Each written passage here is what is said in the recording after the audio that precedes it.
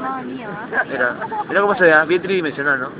Estamos acá en la fogata, es una fogata de otro universo. ¿Viste? ¿Vieron? Acá se está formando una galaxia. Esta es la explosión de Big Bang y ahí está el planeta, mira. Esa bolita ahí tiene el planeta Tierra. Otra vez mi compadre paleteta, no lo vemos. Mira, estos desgraciados no saben hacer fogata, yo tenía que hacerla.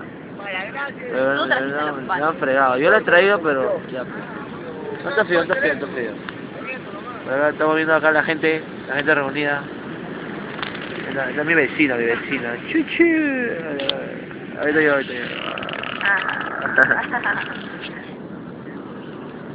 Mira. Silvana, no, por favor, no te tires.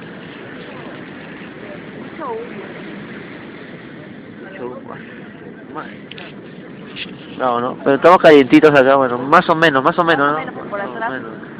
Mira, lo que se ve que la arena está un poco húmeda.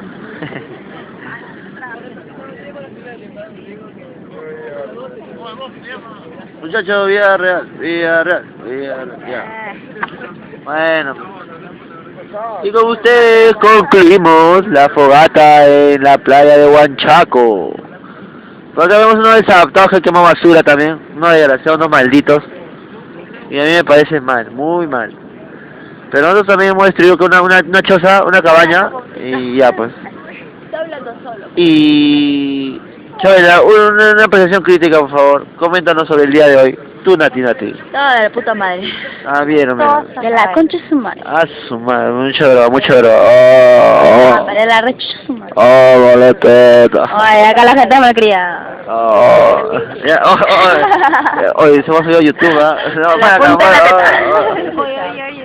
Besa mi culo.